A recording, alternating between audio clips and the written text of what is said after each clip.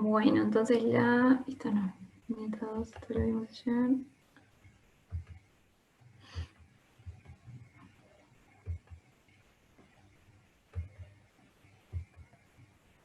Acá tenemos la primera historia, que es de un hombre de 59 años, de Flores, trabajador rural, que consulta por unas lesiones nodulares en miembro superior derecho, que ahora las vamos a ver, y como enfermedad actual, el paciente refiere estos nódulos dolorosos que posteriormente se ulceran y drenan un exudado serohemático, que inician a nivel de mano y que va agregando nuevas lesiones en antebrazo hasta región bicipital. Niega fiebre. Tiene múltiples consultas en emergencia, donde se le ha indicado tratamiento con clindamicina y Bactrim. Y de los antecedentes de la enfermedad actual, 2 semanas previas al inicio del cuadro, refiere caza de armadillos en campo, lesión traumática con las garras de uno de ellos en el dorso de la mano. Entonces es como muy clara y muy característica esta historia de la enfermedad que vamos a ver, ¿no?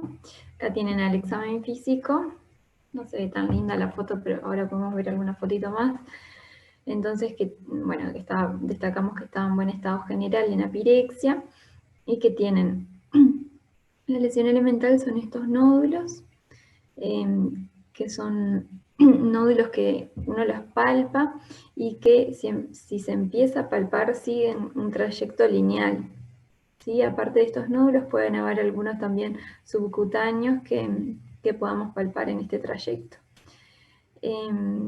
Seguramente por acá haya sido la puerta de entrada y bueno, y luego fueron evolucionando y se van extendiendo hacia lo que sería la parte proximal, ¿sí? Hasta antes de llegar a la axila.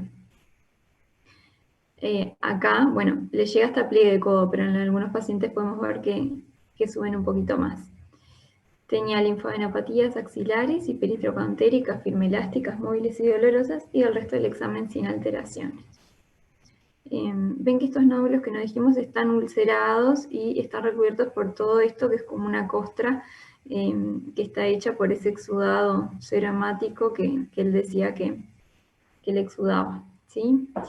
Entonces, ¿cuál es el posible diagnóstico y por qué lo plantearon acá?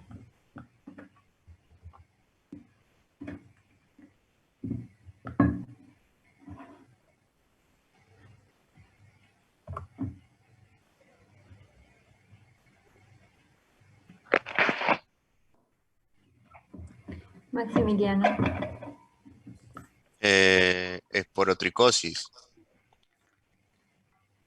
Bien, ¿por qué pensás qué elementos de la historia te hacen pensar que es una esporotricosis? Bueno, estaba mirando la imagen que hay en la guía, viendo o sea, las lesiones que tiene. Después también es característico el tema de la parte de los armadillos, ¿no? Que refiere que estuvo con caza de armadillos en campo y, y eso es típico o sea, es una micosis por implantación traumática, digamos. Bien, perfecto. La definiste súper bien porque en realidad van a ver que antiguamente se decía, bueno, dermohipodérmica y hoy en día están clasificadas como micosis por implantación traumática. Estas son otras fotos también. Acuérdense de estas lesiones y que en la mayoría de las veces son unilaterales, ¿no? Porque la inoculación se produce en un lado solo y que empiezan por una lesión a nivel de lo que sería el chancro de inoculación y luego siguen un trayecto linfangítico. Oscar. Es característico la inflamación nodular también, ¿no? Linfocutánea, también se llama así, ¿no? Esporocorticosis linfocutánea, ¿puede ser? Ahí está, sí. ¿Ustedes están viendo esto? Sí. Sí, se ve. Está. Sí, la forma más frecuente de esporotricosis, la forma clínica más frecuente, como bien decías, es esta que es la forma linfangítico nodular, que es justamente una linfangitis que, como todas las linfangitis en realidad, sigue un trayecto de vasos linfáticos, entonces queda, de ganglios linfáticos, perdón, y hace un trayecto lineal. Podemos tener linfangitis por otras causas, pero esta linfangitis con estos nódulos, o sea, estas lesiones que son acá se ven igual mejor, que son subcutáneas, que bueno, que después hacen un cambio a nivel de la superficie de la piel y se ulceran, son bien típicas de la porotricosis, ¿sí? Esta es la forma más frecuente en nuestro medio y que está relacionada al antecedente epidemiológico que estábamos hablando, que es la caza de mulitas, o bueno, o de armadillos. ¿Cuál puede ser otro mecanismo, además del contacto con las mulitas, cómo más se pueden infectar?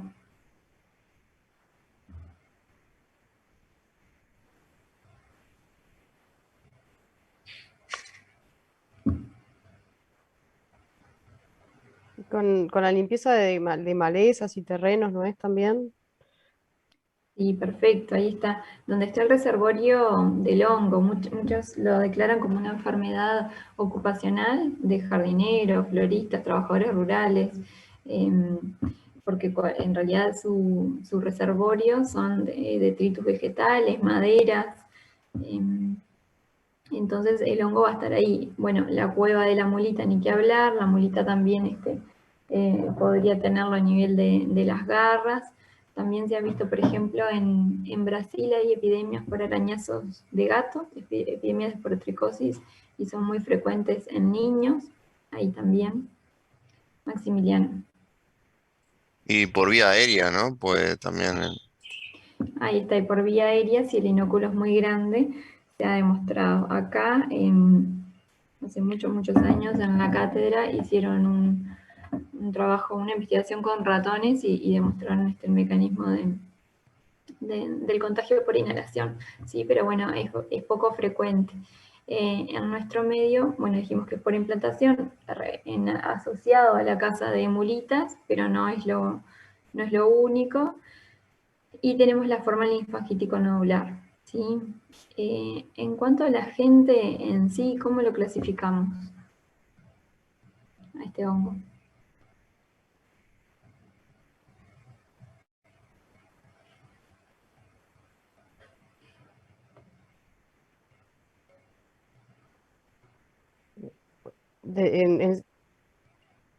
Sí, dale, Carolina.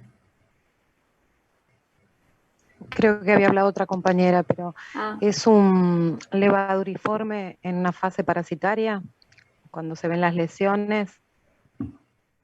sí, perfecto. Es un hongo dimorfo. Acá teníamos más fotos. Es un hongo dimorfo, ¿sí? Entonces, en la fase parasitaria, cuando esté en nuestro cuerpo a 37 grados, va a crecer en forma de levadura y en su reservorio, en el ambiente, va a estar de forma filamentosa, ¿sí? O en los cultivos que nosotros hagamos a 28 grados. Entonces, a ver si acá tengo... Esto es un teórico viejísimo, pero tenía más fotos. Puede ser que sea un patógeno primario también, igual que el histoplasma, que además comparten esas características, ¿no? Sí, exacto. Acá, si nosotros adquirimos la porotricosis por implantación traumática, vamos a desarrollar la enfermedad, eso seguro. Entonces, como hablamos, es un hongo dimorfo y bueno, tenemos áreas endémicas también, si bien está distribuido a nivel mundial, hay áreas que tienen más y menos. Van a alegar que el complejo es Sporotrix-Schenki, pero hay muchas especies dentro de ese complejo. ¿Qué más? Y bueno, siempre tengan en cuenta que nosotros cuando hacemos la toma de muestra de estas lesiones, que para hacer la toma de la muestra, lo que podemos hacer es con un bisturí sacar esta costra y va a salir ese exudado serohemático. Lo que hacemos es cultivarlo y hacer un frotis. Se puede hacer un frotis por aposición también con un portaobjetos, apoyar en la lesión y va a quedar como pegado ese exudado, y ese exudado después lo podemos teñir, lo podemos mirar, hacer el directo en fresco o lo podemos teñir con un gramo, por ejemplo, que de esa forma nos ayuda a visualizar las levaduras. Y siempre desde las lesiones cutáneas del paciente vamos a ver, como decían, las formas levaduriformes, que tienen distintas formas. Las formas de Navano, estas, son de las más frecuentes, pero tampoco no es tan frecuente de ver igualmente que el directo sea positivo, ¿sí? Ven acá, ¿no? Las levaduras estas gram positivas que son como bien alargadas. Y después, esto es un directo en fresco, podemos ver lo que son las formas asteroides, que ven acá y ven acá, que esto es la levadura, que en este caso está redondeada, y después tiene como estos rayitos que le llamamos clavas, que ¿alguien sabe a qué corresponden?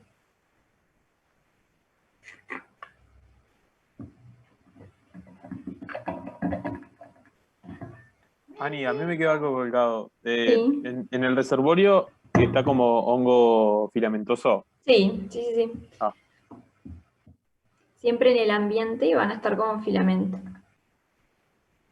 Entonces decíamos, las formas asteroides es el conjunto de la levadura y esto que le denominamos clavas, que en realidad son las inmunoglobulinas del hospedero, ¿sí? Esto es bien típico de esporotricosis, no es lo más frecuente, pero bueno, los podemos llegar a ver. Entonces,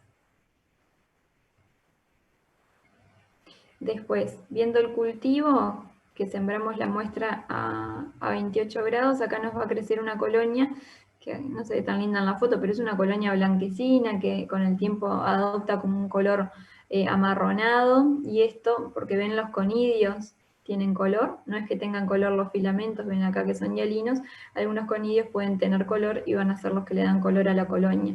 Este color va a depender también de las especies causales de Sporotrix. Hay algunas que son pigmentadas y hay otras que son menos pigmentadas. Y es bien característico, o sea, cómo nos damos cuenta, mirando el cultivo que estamos ante un Sporotrix, es porque tiene los filamentos finos y hialinos y tiene un conidióforo, ¿se acuerdan como Aspergillus, que era como una ramita que salía a partir del filamento y que va a dar lugar a los conidios?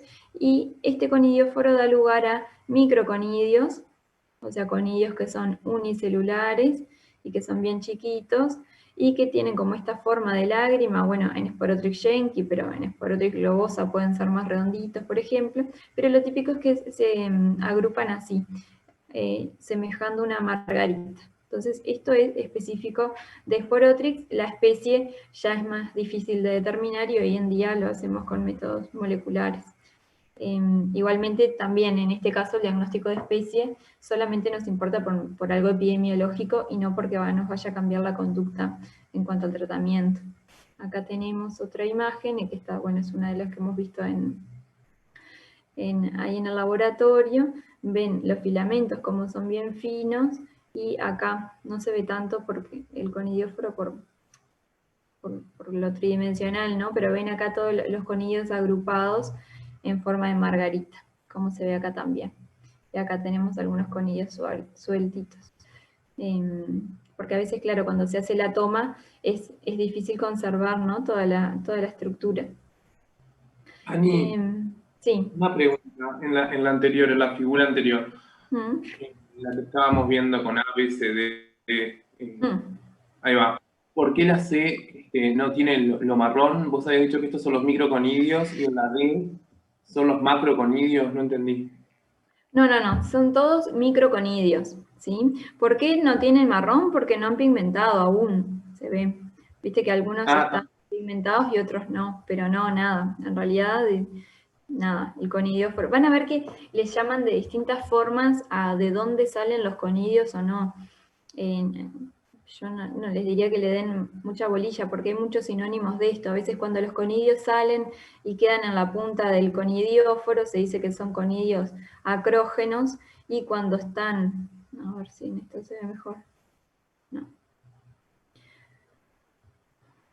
Cuando salen hacia los lados, se dicen que son pleurógenos, como la pleura, pero no le den mucha bolilla. Acuérdense de la típica forma de la disposición de los microconidios, en forma de margarita, eso sí, que es bien específico de Sporotrix. El cultivo no demora mucho en crecer, generalmente a la semana ya tenemos un crecimiento. ¿Qué les iba a contar? ¿Qué otras formas clínicas conocen? Porque dijimos la linfangítico nodular, bueno, estuvieron diciendo pulmonar también. Y acá, bueno, acá les puse. Lo que son las formas fijas, que creo que tengo una foto acá. por ejemplo, era un paciente que tenía esta única lesión, y esta lesión ya tenía 1 mes de evolución. Vieron que el tiempo de incubación varía, pero generalmente son 3 semanas. Menos es muy raramente. Entonces, acá en ese paciente, esta lesión representa la lesión de inoculación y después no hizo un trayecto linfático, ¿sí? Pero también es muy típica de Sporotrix, puede ser causado por algún otro agente, por algún otro hongo que se transmita también por implantación traumática, algún hongo del ambiente que también esté, pero por frecuencia lo primero a plantear es una esporotricosis, y también en este paciente ayudaba el hecho de que había estado talando árboles, ¿sí? Entonces, bueno, con ese antecedente y esta lesión se hizo el planteo, se hizo el estudio micológico y se confirmó, ¿sí? Entonces, las formas cutáneas fijas son las segundas en frecuencia después de la linfangítico nodular. En nuestro país, ¿sí? Hay en otros lugares que son más frecuentes. O por ejemplo, cuando se localizan a nivel facial, muchas veces quedan fijas también, se ven mucho en niños, o si no, bueno, después pueden generar ganglios a nivel del cuello. Carolina.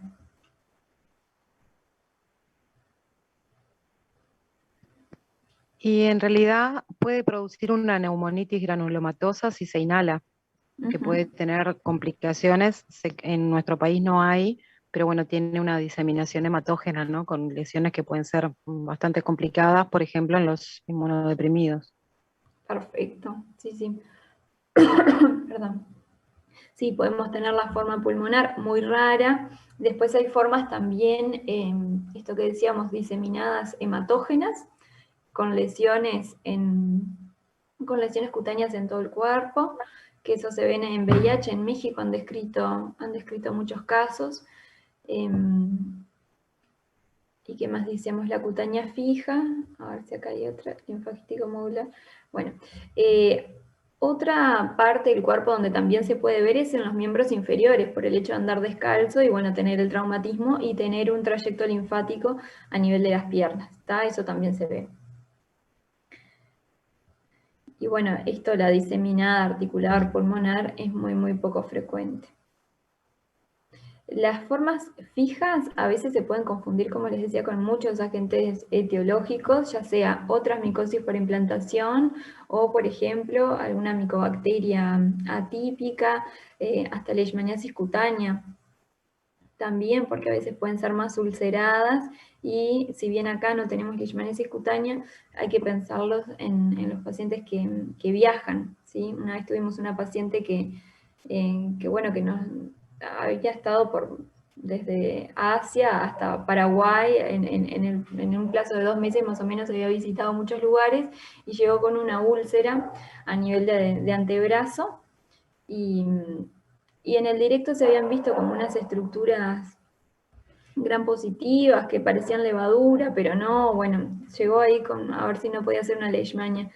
Y fue a la policlínica la paciente, cultivamos en la lesión, no le vimos nada en el directo ni en las coloraciones, y en los cultivos después creció en todos los tubos Sporotrix. Entonces era una esporotricosis cutánea fija.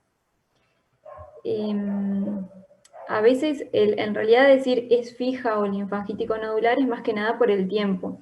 Algunos autores dicen que si ya después de 1 mes no agregó ganglios, muy difícil que vaya a generar la forma linfática, ¿sí? Acá ven, esta no tenía tanto tiempo de evolución, ven, como algunos recién están iniciando y cuando a medida que pasa el tiempo ya empiezan a adoptar como un color más violáceo. Acá esta era la puerta de entrada. Bueno, pues adoptan el color más violáceo y se ulceran, ¿tá? Hasta llegar así. Y típicamente, cuando están en miembros superiores, se detienen a nivel de la axila. ¿Y eso saben por qué es? Porque se muere. ¿Sí? ¿Se muere?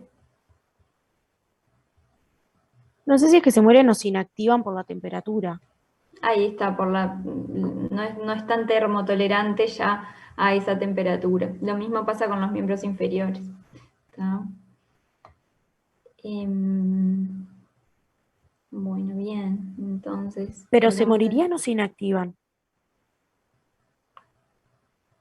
Pero sí, es lo mismo porque en realidad no terminan de proliferar. No llegan más allá de eso en este tipo de pacientes. ¿Sí?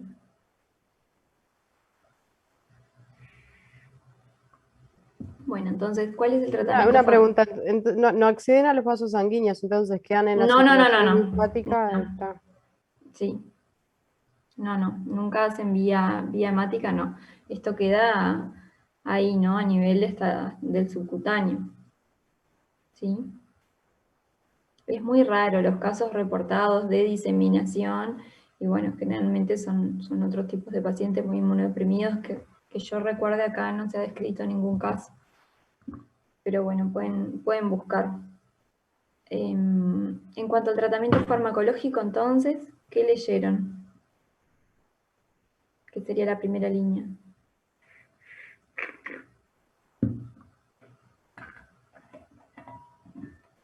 Carolina. El itraconazol, creo que eran 200 miligramos por día y son de 2 a 4 semanas hasta que desaparecen las lesiones que están a nivel de la piel y se puede extender en realidad hasta un total de 6 meses la medicación. Lo que no sé es si se hace de manera interrumpida o va acorde a la evolución de las lesiones. Y por otro lado, la terbinafina, que se dan 500 miligramos día, y como en tercera línea, el yoduro de potasio, que es como lo más accesible, como lo de más bajo costo. Perfecta, estuviste. Pregunté a propósito para que me dijeran primero el yoduro de potasio. Estuviste bárbaro. ¿Levantaron más personas la mano? Ahí se me trancó todo. ¿Quién más levantó la mano? Yo. Y Sí. acompañado de la termoterapia. Bueno, por un poco lo que habían dicho, ¿no? Esto anteriormente. Bárbaro, sí. Eso es re importante para los pacientes. Entonces, vamos a hacer itraconazol. Generalmente sí se hace 200 miligramos día. Cuando son muy extensas las lesiones, se puede hacer 200 cada 12. Y el tratamiento es generalmente largo, demoran en irse las lesiones. Lo hacemos hasta que las lesiones se vayan y generalmente, como bien dijiste, lo dejamos 2 semanas más. Pero bueno, hay pacientes que están 3 meses y otros que pueden estar más tiempo, ¿sí? Pero el itraconazol es la primera línea de tratamiento que tenemos acá. Después la terbinafina, está bueno, se han reportado estudios con buena eficacia y hasta estudios de susceptibilidad al Sporotrix, a la terbinafina. Se usa mucho en Brasil, por ejemplo, en niños, cuando en esto que yo les estaba diciendo con los arañazos de gato, que habían habido pandemias en Río y en otras localidades, a los niños generalmente se les hace terbinafina. Pero bueno, acá seguimos prefiriendo el itraconazol. Y después el yoduro de potasio, que se usaba antes, sí se usaba mucho, y en otros países se sigue usando también, por eso que decían, porque es barato, pero bueno, tiene bastantes efectos adversos gastrointestinales, más que nada por la tolerancia, y a veces hay que sacar hay que hacer paraclínica también, y bueno, la verdad que no lo usamos mucho. No sé ni si lo siguen vendiendo todavía, pero sí en otros países de Latinoamérica lo usan mucho. Y después lo que le van a hacer de adyuvancia es la termoterapia, que hay un artículo acá que describieron también hace muchos años unos profesores, la termoterapia adyuvante, que esta puede ser con siempre vieron que aparecen, nosotros lo relacionamos después de la época de caza de mulitas, entonces sería fines de otoño, principios de invierno, contando el periodo de incubación. Entonces, en invierno, bueno, les recomendamos que se puedan abrigar con guantes, que puedan poner una bolsa de agua caliente, ¿sí? Un ratito por lo menos, y siempre estar como abrigado, que nos haga eso de adyuvancia, ¿está? Pero bueno, está bueno, es una medida que siempre les tenemos que decir. ¿Alguna pregunta de esporotricosis? No.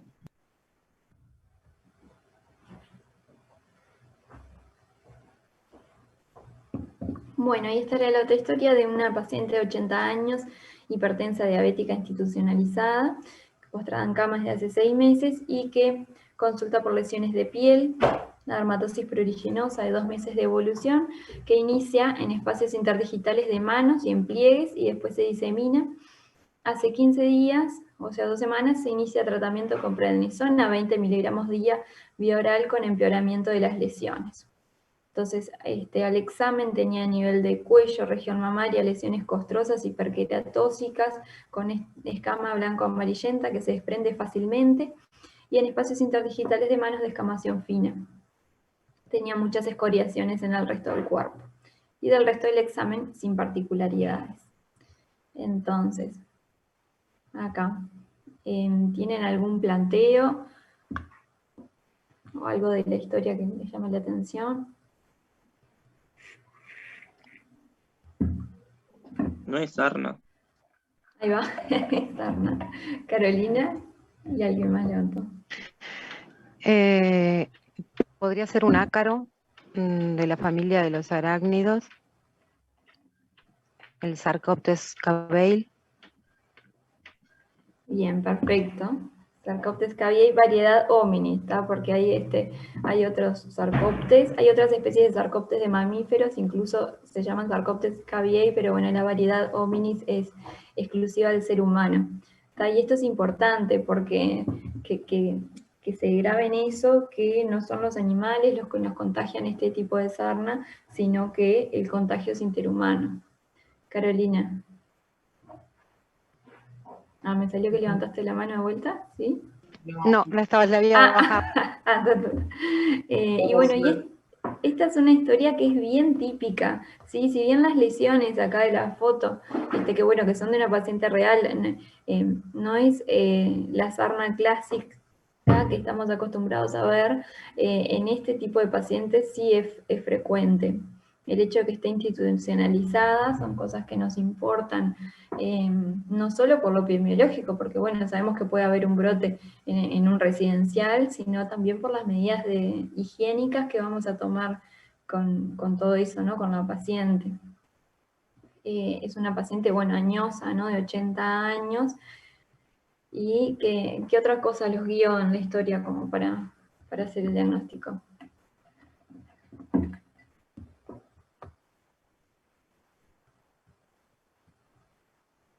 Jimena. Se daba entre los dedos como al principio, o por lo menos característico. Ahí va, perfecto. ¿Alguien más? El examen en fresco, ¿no? Es característico, esta cosa ovalada, ¿no? Ahí va, bien. Acá hay huevos. Huevo medio abierto ya, huevo. Esto es un pelo. Nada. Y acá es un ácaro que estábamos hablando, más una ninfa que está saliendo del huevo. Este es el huevo. ¿Sí? Entonces, tenemos agente etiológico de sarna humana, Sarcoptes cabeyi, variedad hominis, que es un ácaro microscópico, o sea, nunca vamos a ver este ácaro a simple vista. Los pacientes pueden relatar prurito, pero nunca va a ser siento un bicho caminando, porque no, son microscópicos, ¿tá? Si sienten bichos caminando, son piojos, son pulgas, o es otra cosa más psiquiátrica, ¿no? Pero en la sarna eso no va a pasar. Bueno, dijimos entonces, es exclusivo del ser humano, es un ácaro. Las características de los ácaros, ¿se acuerdan que están dentro de la clase arácnida? Entonces Sí. van a... Bien, a ver, ¿cuáles son? ¿Te acordás? Este es no sé si es un hemimetábolo, porque no sé si cumple las 4 fases, o sea, porque creo que no tiene la pupa y no sé qué cosa, creo que llega hasta a los estados ninfales, ¿no? Claro, Sarcoptes tiene el huevo, después lo que se le dice la larva, que es muy parecida a la ninfa, después 2 estadios ninfales y un adulto. Propiamente dicho, el ciclo no tiene un nombre, porque sería así parecido al ciclo de hemimetábolo de los insectos, pero por no ser un insecto no debería de tener metamorfosis. Pero sí van a ver que en el ciclo les dicen huevo, larva, ninfa, 2 estadios ninfales y adulto. ¿Sí? Y bueno, tiene este contorno ovalado, tiene ¿no? lo que sería el abdomen, 3 pares de patas tienen las ninfas, 4 pares de patas tienen los adultos, esta tiene 3, tendría que tener 2 como por acá y estas 2 acá. Que así distinguimos, por el número de patas se distinguen las ninfas de los adultos. ¿Y qué más? Su cuerpo tiene cerdas que impiden el retroceso en la epidermis cuando la hembra acaba el túnel. Y bueno, ¿cómo empieza el ciclo? ¿O dónde se da, Carolina? En realidad la transmisión es contacto directo, piel con piel. Ese contacto Bien. debería ser prolongado. Y en realidad ahí ese contagio podría ser por las ninfas o por el estadio adulto. Cuando inicia el rascado, allí empieza como la diseminación, y se supone que no puede sobrevivir más de 48 horas afuera del cuerpo, salvo que sea por la descamación de las mismas heridas. Después afecta lo que es la capa córnea de la piel, y bueno, el macho es el que muere después de copular, y es la hembra grávida la que va a acabar el túnel a nivel de la piel, y va a dejar la sustancia en la entrada, que es como una vesícula perlada. Después se disuelve en la capa córnea y deja los huevos de 2 a 3 días, y en realidad pueden durar ahí semanas, y cada vez van ingresando más en la profundidad. Insisto que lo que complica acá la historia es el rascado, y no se puede volver para atrás, o sea que se puede morir, pero provocando mayor sintomatología, porque en realidad le genera como esa sensación que al paciente lo que le genera es justamente, se va a lesionar más todavía por esa necesidad de rascado. Exacto. Ay, ¿se te cortó o dejaste de hablar? ¿Por qué no? Tengo conexión inestable, me dice. Ah, bueno. ¿Para qué me voy a correr del lugar? Precioso el ciclo. Acuérdense, como bien decía, que el hábitat va a ser la piel, pero específicamente el estrato córneo de la piel, la capa superficial de la epidermis. La hembra fecundada va a cavar el túnel, cava galerías, y en esas galerías, en esos túneles, va depositando los huevos en hilera, ¿sí? Una vez que ese huevo eclosiona, del huevo sale la ninfa, que empieza a mudar, sale a la superficie y se convierte en adulto. Los adultos copulan y bueno, la hembra baja de vuelta hacia el túnel y sigue poniendo los huevos. Es bastante sencillo, y lo que decíamos es que el ciclo dura más o menos 10-15 días de lo que sería el huevo al adulto, ¿sí?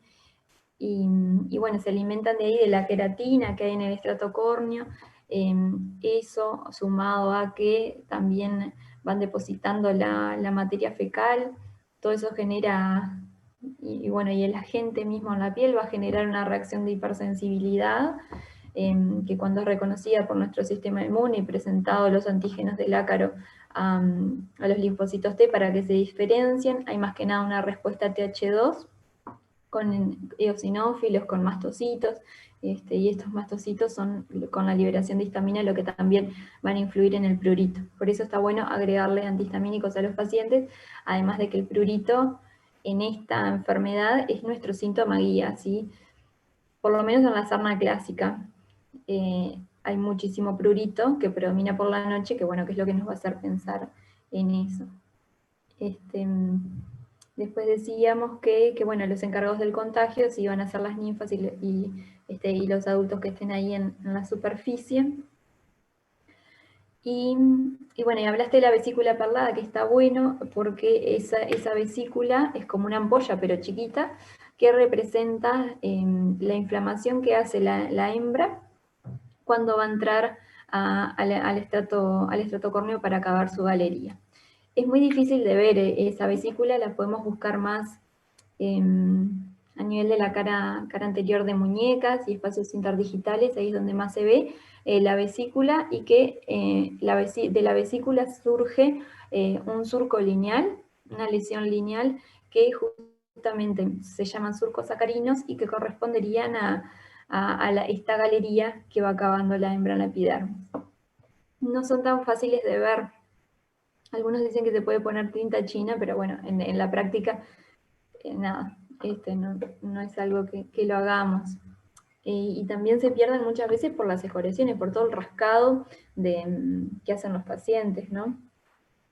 Después, en cuanto a la clínica, pues, siempre fíjense las localizaciones típicas, son áreas de piel fina. Entonces dijimos cara interna de muñecas, espacios interdigitales, eso es lo más común. Vayan a fijarse también en los pliegues, a nivel de axila, submamario, pliegue inguinal, a nivel genital, periareolar en las mujeres también. Carolina. Creo que la diferencia está en los niños, ¿no? En las plantas y en las palmas de las manos y en la cabeza, como la salvedad. Exacto, porque justamente en adultos no compromete palmas y plantas porque es una piel bien gruesa, pero en recién nacidos lactantes sí. Vamos a tener lesiones en palmas y plantas, podemos tener hasta lesiones con pústulas, que es por una respuesta inflamatoria muy, muy intensa al ácaro, y lesiones más diseminadas. Y a nivel de cuero cabelludo con una descamación. A nivel de cara también se pueden ver. Y la sarna clásica que les decía de los adultos, bueno, la van a ir a buscar ahí en todos esos lugares que dijimos. Siempre pídanle, ¿no?, al paciente que les muestre y guiados por los lugares, periumbilical también, perimaleolar, bien áreas de piel fina.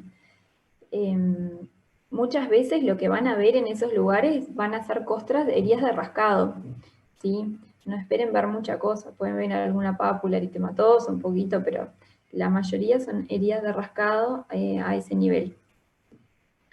Y también después tenemos tipos de sarnas que son atípicas, que se llaman formas clínicas, que no es que no sean tan frecuentes, pero que bueno, que no son lo que es la sarna clásica, que eso es la sarna nodular, que se puede ver en los niños también, se ve, y se puede ver también a nivel genital, en los hombres a nivel escrotal, cuando se ven nódulos, a veces pueden ser la única manifestación, son nódulos color piel, chiquititos, muy pruriginosos, que bueno, que son típicos de escabiosis. Y después tenemos otra forma no clásica, que sería la que tiene esta paciente, Carolina. En la sarna noruega sería como la complicación, esa erupción es más eritematosa, es descamativa, pero no le genera ese prurito. También se puede desarrollar foliculitis, émbolos sépticos y bueno, infecciones secundarias, que por lo general también en inmunodeprimidos, ¿no? Bien, perfecto. ¿Qué les iba a decir? La sarna noruega o sarna costrosa van a leer que justamente costrosa porque forma estas lesiones que son así, que son bien hiperqueratóxicas, con escama que es blanco-amarillenta, pero que a veces los pacientes cuando se rascan, esta escama se desprende como un polvillo, y en estas escamas lo que hay son muchísimos ácaros, ¿sí? Muchas veces en la sarna clásica la carga parasitaria no es muy alta, entonces la sensibilidad de nuestro estudio parasitológico ronda alrededor de un 60%, más o menos, tirando para arriba. Pero en la sarna noruega costrosa, que dijimos que afecta a pacientes inmunodeprimidos, estas escamas gruesas pueden llegar a tener, se han descrito hasta más de 4.000 ácaros en cada escama. Entonces imagínense lo contagiosa que es. Tenemos que poner al paciente en aislamiento de contacto, en este caso que está institucionalizado, bueno, se puede tratar de sacar del lugar, muy difícil si está postrada en cama, pero bueno, tratar de que tenga una habitación para ella, aislarla, y ver todos los contactos, ¿no? Entonces se pueden dar brotes en residenciales, brotes en hospitales, y la verdad que no es algo infrecuente de ver. Característicamente este tipo de sarna puede afectar también zonas sacrales, es decir, las manos, los pies, puede afectar las palmas y las plantas, a diferencia de la otra, también con estas escamas bien gruesas, puede dar afectación de la uña, del cuero cabelludo, ¿sí? Son lesiones como mucho más floridas y bueno, que se dan también por este compromiso del sistema inmunológico. Las las más graves, como quien dice, en cuanto a la clínica cutánea, se ven en pacientes VIH, en pacientes con HTLV. Esos son donde se ven los cuadros con más manifestaciones clínicas, y que característicamente no pica en esos pacientes por el hecho bueno, del deterioro del sistema inmunológico. Yo acá les puse que, bueno, que era pruriginosa, porque en realidad esta era una paciente real y sí le picaba, pero había empezado ya como una sarna clásica, y en los adultos mayores es frecuente que pique también, porque si bien tienen una inmunosenescencia, esto no es una inmunosupresión tan grande como la que vemos en otros pacientes, ¿sí? Pero acá también el hecho de que esto, ¿no? De que le dieron prednisona pensando en alguna alergia, esta prednisona ya hace 15 días de 20 miligramos genera una inmunosupresión farmacológica y hace que estas lesiones empeoren, ¿sí? Bien, entonces eso en cuanto a la clínica. ¿Alguna pregunta?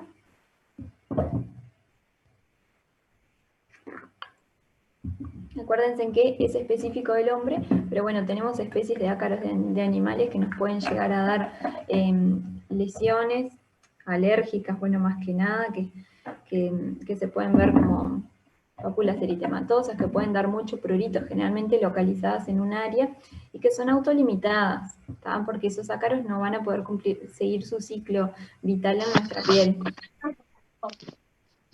¿Tá? Bueno, bien, entonces, ¿cómo Perdona, realiza la...? Ani, Sí. en realidad no viene al caso, pero porque lo comentaste. ¿Cuántos días de tratamiento de corticoides generan una inmunosupresión medicamentosa? Y bueno, algunos dicen que más de 2 semanas con 20 miligramos se empezaría a generar y tendrías que dar por lo menos un tratamiento contra la neumocistosis o contra la tuberculosis. O sea que imagínense. Entonces, la prednisona y con dosis de 15 miligramos, hablan algunos también. O sea, ¿Sí? quedarla por 15 días sin tener idea del diagnóstico tampoco es algo No, y siempre deseable. acuérdense, claro, y siempre acuérdense que los corticoides, cuando los damos más de 7 días, tenemos que hacer un descenso progresivo después. O sea, no se pueden interrumpir de golpe porque pueden generar supresión del eje hipotálamo, hipofisario, suprarrenal, ¿tá? Porque el cuerpo deja de sintetizar cortisol por el hecho que estamos administrando prednisona. Entonces, si la dejamos más de 7 días, tenemos que sacarla de a poquito e irla bajando.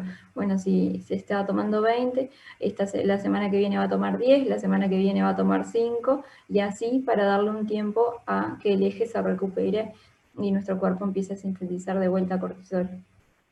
Nada que ver, pero generalmente en No, las pero patologías... gracias, porque en realidad estuvo buena la explicación. Bien. Generalmente en patologías que son alérgicas, que se indican por el médico general, no se da más de 3 días la prednisona. En dermatología la manejamos bastante y mucho tiempo más, por eso hay que tener cuidado en el descenso, porque muchas cosas pueden dar un efecto rebote, ¿sí? Pero bueno, la prednisona, la sarna en los pacientes añosos puede ser difícil de diagnosticar, porque justamente a veces solamente puede dar prurito y vemos esas lesiones de rascado, y bueno, no queda muy claro qué tipo de cuadro es. Entonces, siempre está bueno tratar de hacer también el estudio parasitológico, que bueno, si bien no tiene la mejor sensibilidad, cuando nos la confirma, ya tenemos el diagnóstico. Me acuerdo que esta paciente fue como, no sé, le hice como 4 tomas. Le quería hacer el diagnóstico y rapando, bueno, hasta que encontré la ninfa. Porque bueno, también uno haciendo más directo aumentas la sensibilidad. Acá ven, tienen una foto en un lactante. Ven que también son lesiones inespecíficas, pero acá en el cuello. Está bueno siempre tengan en cuenta el antecedente epidemiológico, ir a preguntarle, bueno, en tu casa, en tu familia o con quién vivís, tiene lesiones similares, le pica, y eso nos orienta mucho al diagnóstico también. Y además que bueno, que le vamos a dejar tratamientos a los contactos, ¿sí? Cuando es un niño, siempre preguntar a los padres, al padre, la mamá que esté con él, el papá, bueno, a ver si tiene lesiones o no. Y a la pareja, ni que hablar. Acá tienen las lesiones interdigitales, estas que son bien típicas, también, pero que son bastante inespecíficas. A veces podemos tener alergias que son parecidas, ¿no? Pero bueno, si tiene en este lugar nos tiene que llamar la atención y la tenemos que ir a buscar. Muchas veces el diagnóstico es clínico, ¿tá? Nosotros tenemos una clínica compatible, o sea, tenemos lesiones en zonas características y tenemos el pilar epidemiológico, se puede realizar un tratamiento empírico, ¿tá? Si está disponible para realizar el estudio parasitológico, es lo ideal, ¿tá? Porque tenemos la confirmación. Pero bueno, si está negativo no nos descarta. En esta paciente, que dijimos que tiene una sarna noruega y que en estas escamas tiene muchísimos ácaros, la sensibilidad ronda el 100%. Así que acá sí le vamos a hacer el diagnóstico. Y el estudio parasitológico es muy fácil, se llama ácaro-test, también por ponerle un nombre, pero en realidad solamente pasar con el bisturí, tratar de sacar las escamas y mirar esas escamas al microscopio. Se puede poner un poquito de hidróxido de potasio que ayuda a disgregar la queratina y bueno, y nos ayuda a visualizar mejor el ácaro. ¿Está? Esto en cuanto al diagnóstico. ¿Alguna pregunta hasta acá? No. Yo te iba a preguntar, Ani, si Sí. podías, porque yo, por ejemplo, miro la imagen esta de la izquierda, Ujú. ¿y dónde estaría, por ejemplo, este ácaro? Porque no sabría No está. diferenciarlo. Estos O sea, son huevos. o sea, ves los huevos, pero digo, No, el bicho acá ¿cómo no te das está. cuenta, digamos? Acá el bicho no está. Acá solo tenemos huevos. ¿Está? Y acá sí, bicho. Que serían eso blanquito, lo transparente que está pegado ahí, digamos, como al pelo, ¿o cuál sería? No, Ese. este acá, este es un huevo, este es un huevo, esto Ahí va. probablemente sea un huevo, y esto debe ser un huevo que eclosionó, que viste que tiene como esa forma. Está. Y esto es un pelo, y estos son burbujas, artefactos que quedan cuando nosotros ponemos la lámina.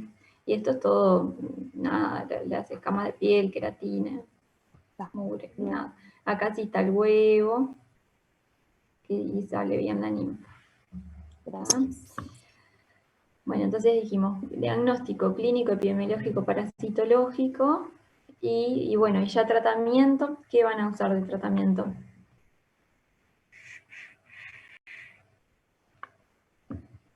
Carolina y alguien más levanta la mano.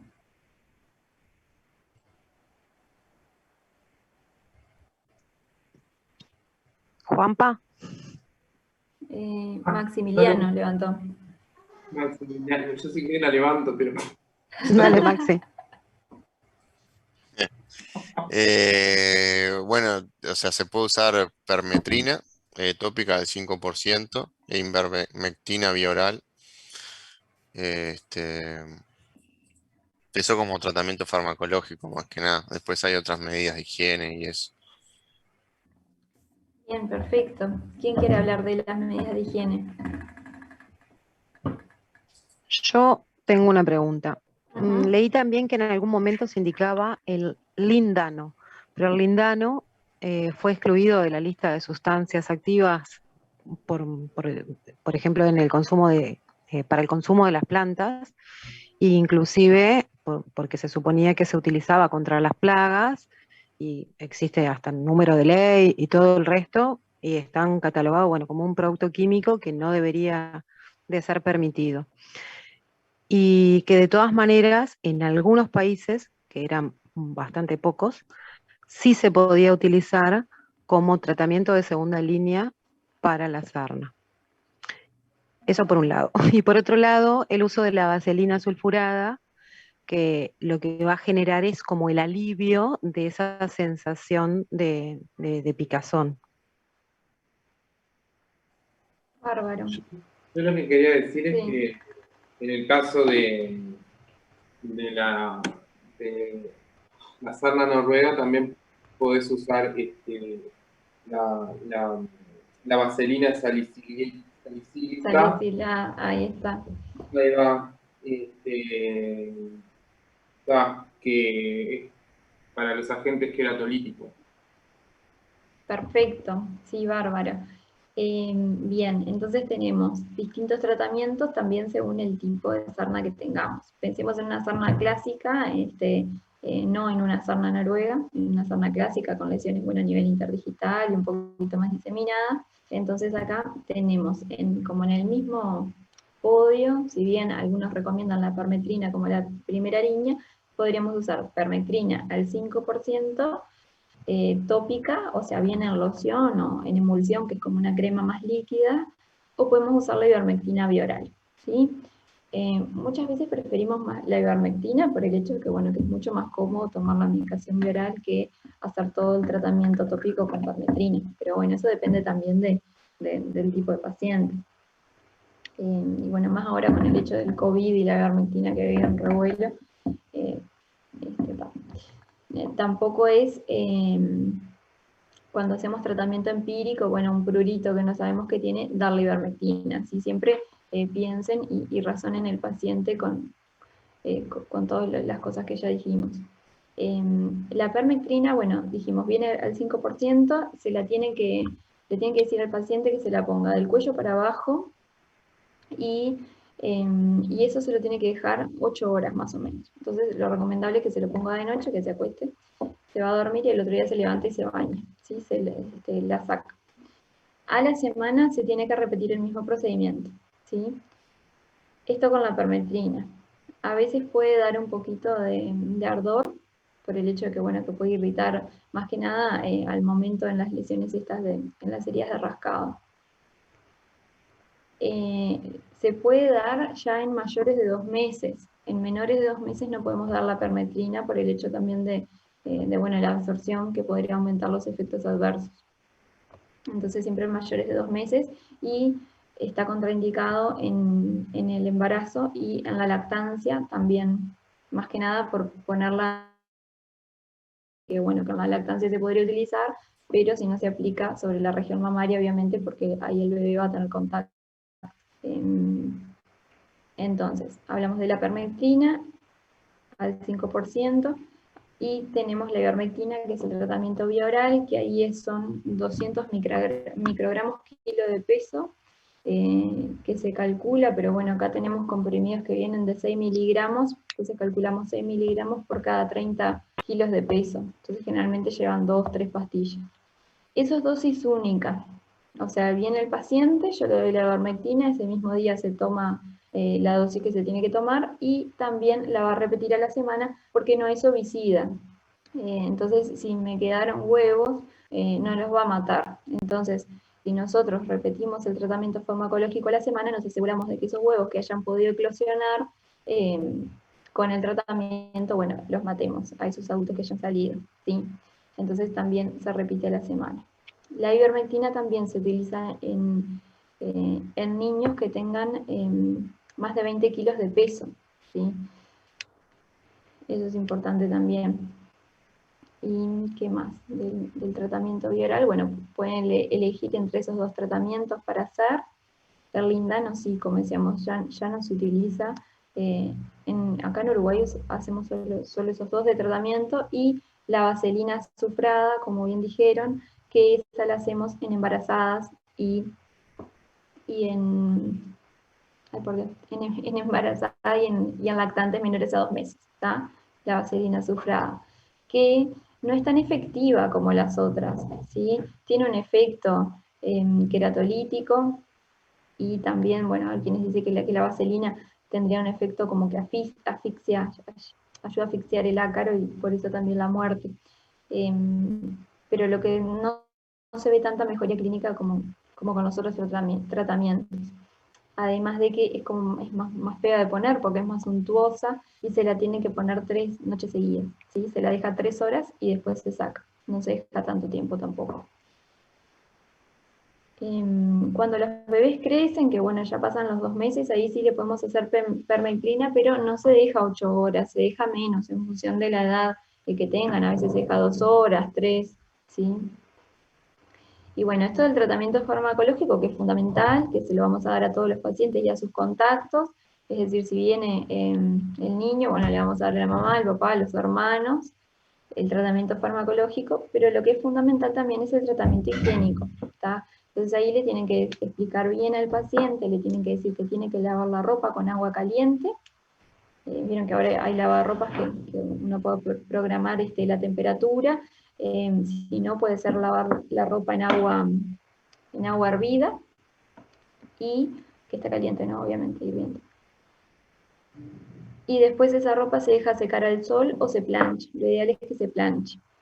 Otra cosa que pueden hacer es dejar toda la ropa dentro de una bolsa de nylon cerrada, mínimo por 3 días, que es lo que recomienda el CDC, y después se abre, se lava, y bueno, los ácaros que estarían ahí ya se habrían muerto, ¿no? Esto era lo que decíamos, el tiempo de vida del ácaro fuera. Los ácaros de la sarna noruega se dicen que pueden vivir más, pero en realidad viven más porque están viviendo en esas camas que tienen muchísima queratina, y como se alimentan de la queratina, si tienen mucho sustrato para vivir, lo que les dé, pueden llegar a vivir más días, ¿sí? Entonces esto de lo higiénico, bueno, se recomienda lavar los forros de los colchones o sacar el colchón al sol también. Y después todo lo de la higiene personal, el cepillado de uñas, porque ahí, como dijimos, el rascado ayuda a la diseminación, podemos tener ácaros abajo de las uñas, entonces eso también es fundamental. Bueno, lavar toda la ropa de cama del paciente. Y es importante que el tratamiento higiénico lo hagan antes del tratamiento farmacológico, ¿sí? O bueno, en el momento, ¿sí? El día de la consulta, le decimos que haga todo lo higiénico, que tome el fármaco, y que a la semana, cuando se va a aplicar de vuelta la permetrina, cuando va a tomar de vuelta la ivermectina, ahí tiene que hacer de vuelta el tratamiento higiénico, ¿tá? Por si haya quedado algún adulto, hacemos de vuelta el tratamiento. Entonces parece muy...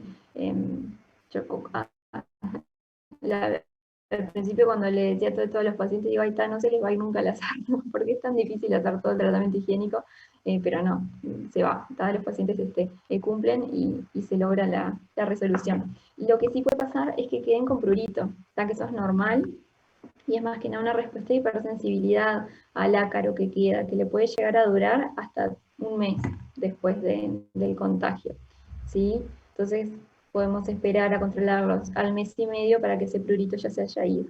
Pero bueno, está bueno decirles a los pacientes, mira que te va a seguir picando un poquito más, puedes seguir tomando los antialérgicos, y eso no significa que, bueno, que haya habido una falla del tratamiento. Ahora está, si lo vemos, si lo controlamos y sigue con lesiones, bueno, capaz que sí que hubo una reinfección. Otra cosa de la sarna noruega que no hablamos es que ahí el tratamiento es combinado. Siempre lo que se recomienda es hacer permetrina e ivermectina, las dos cosas a la vez, y van a ver como pila de planes. Hay algunos que plantean hacer, no sé, permetrina 3 días seguidos, la aplicación, y repetir a la semana, y mientras toma ivermectina, pero más dosis de ivermectina, o sea, más días. Eso varía mucho según el paciente. ¿Sí? Se han indicado hasta 7 planes de ivermectina, pero depende, ¿sí? Lo ideal es combinar los tratamientos también para disminuir las resistencias, porque vieron que habían muchos ácaros ahí en esas escamas. Y después estuvo bueno lo que dijeron de la vaselina salicilada, que tiene este ácido salicílico, que lo que hace también es sacar toda esa hiperkeratosis, y ayuda a que el paciente le empecemos a sacar esas escamas y que no se disemine tanto ahí la enfermedad. Juan Pablo, ¿ibas a decir algo? Ay, no, yo no tenía la mano levantada, pero igual quería consultar, ¿en dónde, porque vos decís, ¿no?, que nosotros, o sea, ¿en qué profesión se tiene que decir esto? Porque nosotros como médicos generales, por ejemplo, esto no lo... Ay, obvio, claro que sí. Por eso estamos... Sí, es re frecuente. No, es re frecuente. No. Por eso les hice la actividad asincrónica de escabio. Estamos llenos. Y en realidad es del médico general, o sea, se ve pila en la puerta de emergencia, ya de Montevideo y del interior, ni que hablar. Entonces tienen que saber cómo reconocerla. Bueno, ya saben, la clínica, si entienden el agente, el diagnóstico y el tratamiento también, ya están. Perfecto. Entonces, está bueno, es súper de manejo médico general. Jimena. No, me quedó una duda ahora con eso que dijiste, porque hoy dijiste también que se podían confundir con otras patologías similares, ¿no? Sobre todo la clásica. ¿Qué pasa? O sea, si vos tuvieras que hacer un tratamiento empírico, ¿hacia qué lo guiarías? ¿Hacia esto o hacia otra patología?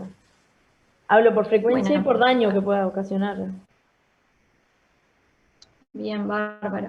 Sí, eso, siempre ir a fijarnos las localizaciones típicas. Si tiene en áreas de pilfina, interdigital, de cara interna muñecas, en pliegues, le pica mucho, le pica muchísimo de noche, sí, nos vamos a orientar a que sea una sarna. Si tiene personas que convivan en el hogar muchísimo más, eso le podría meritar ya el tratamiento empírico. Y si queda la duda, que es un paciente que solamente, por ejemplo, un paciente añoso, que solamente tiene lesiones de rascado y que no tiene ningún conviviente con lesiones, ahí se puede indicar el estudio parasitológico, ¿sí? Después, bueno, según el resultado, se ve, también se puede hacer el tratamiento empírico, y si el paciente exactamente no mejora, ahí, bueno, y cambiar el diagnóstico, buscar alguna otra cosa o derivar al especialista. Muchas gracias. Una pregunta, ¿y la piel se queda hiperplástica o queda plana, descamativa? La piel, en la sarna clásica, lo que puedes ver es descamación, sí, mucha lesión de rascado, pero no mucha cosa más. Después, en los pacientes, por ejemplo, en pacientes en que se haya demorado el diagnóstico y tengan un tiempito ya de la enfermedad, que se rascan mucho, ahí la piel sí se empieza a engrosar y queda como más gris, se ven bien las líneas de la piel y los pliegues se ven bien marcados, eso sí, pero ni mucha lesión más.